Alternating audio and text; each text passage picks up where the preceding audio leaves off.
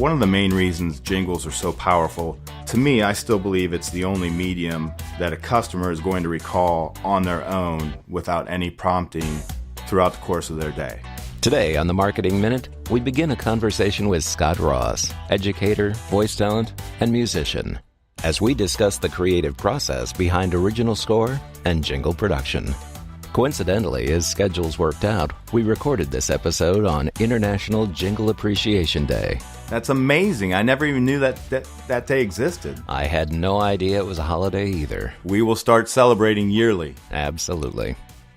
So, Scott, you and I have worked together many years on both original score and on jingles.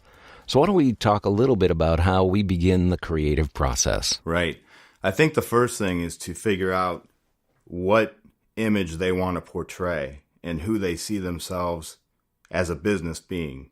We have to consider who they want to reach, what mediums they're going to be advertising on, what if it's on the radio, what types of stations. But at the end of the day, who is the demographic they're going after, and what style of music and what style of image projected is going to capture that audience. So when you say style, we're talking pop, rock, hip-hop, things of that nature? Yeah, and I think one of the most valuable things you and I ever did was move from words on paper to actual tracks where those styles of music were more evident. As you and I discovered often during painful trial and error processes, the word jazz, the word country, the word pop, these are all very broad terms that mean something different to everybody.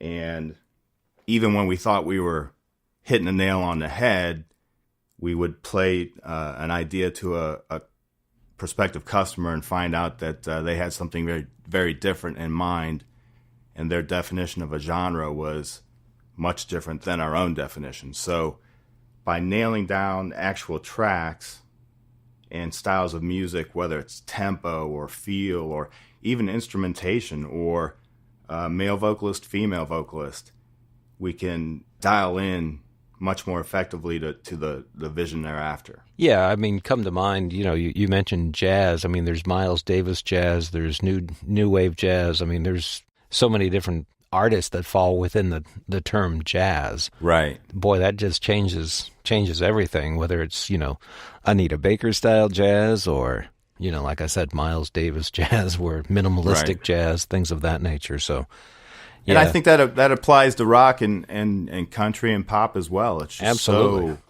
so widespread and overlapping these days. You really have to get a piece of music that they latch onto and they say that this is what we're going for. When I hear this, it gets me excited. And it speaks to their audience. Right, and then we can work from that template. And again, as you and I have discovered, that's a much higher success rate. Yeah, it does move the creative process on a lot faster once we nail down not just the genre, but the actual subset within that genre. Right. Yeah.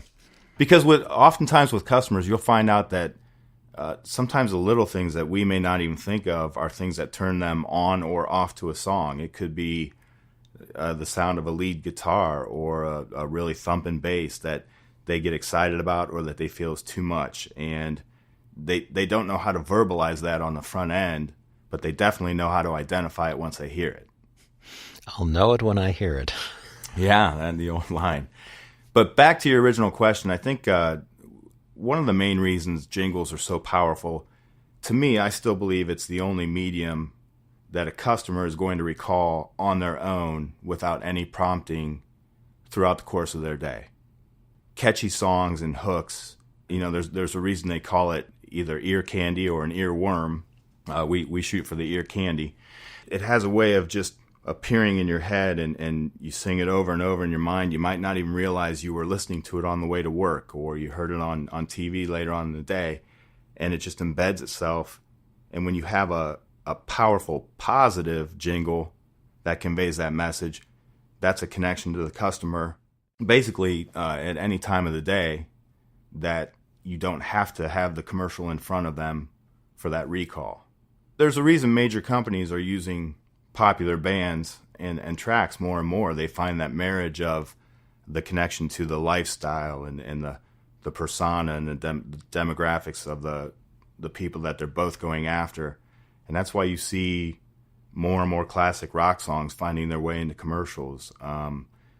Imagine Dragons are a modern band that have basically built their career around advertising. Absolutely. Do you think that's a nostalgic thing that the customer is going for, especially when they're, let's just pick a pop tune or a rock tune from the 70s or 80s?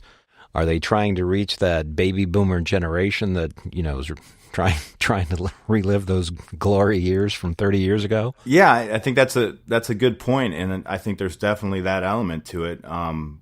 They do put themselves back in that place and time when they heard that song, and there's that positive connection. But even with the modern companies, if you look at what Apple does and some of the other bigger companies today, it's not reaching for nostalgia as much as it is looking to the future, and you want to connect to that modern vibe and feel like you're connected and hip with everything that's coming out today. So do you see a hazard in that approach, and what's the solution? Like we talked about, if you look at some of the tracks that Apple uses, their most recent commercial, they're taking a lot of negative publicity, and I'm sure in their case they might say, well, any publicity is good publicity, but they have a very raw song that they've used in this most recent campaign called Story of an Artist. And is that the track that sounds like it was recorded on an old Porta studio back in the 80s? Exactly. Okay.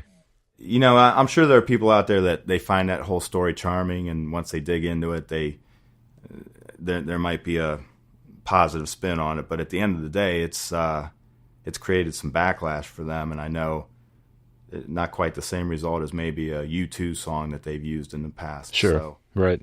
So when you talk about hiring a local studio and or regional to compose a jingle for you, you get that hands-on connection. You're working with them to get the product that they want, that they feel that they can comfortably use for many years to come without any of that history that could work against you.